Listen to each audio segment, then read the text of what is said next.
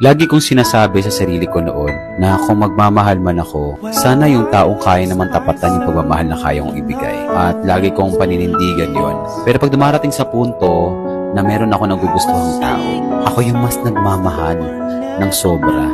At hindi ko naman pinagsisisihan yon. Dahil alam ko yung taong gusto ko at gusto kong i-pursue, alam kong deserve naman niya na yung pagmamahal na ibinibigay ko, ibalik man niya or hindi, alam kong tama dapat ang ibinibigay kong pagmamahal sa isang tao. Sinasabi nila, sobra daw kasi ako magmahal, kaya tayo nasasaktan. Maging sobra man o maging kulang man yung ibinibigay mo sa taong mahal mo, masasaktan at masasaktan pa rin tayo dahil parte to ng prosesong pinili mo. At lagi nyo rin tatandaan, isa sa pinakamasarap na pakiramdam ang nasasaktan tayo dahil mas lalong ituturo sa'yo nito kung gaano ka kahalaga at gaano ka kamahal-mahal.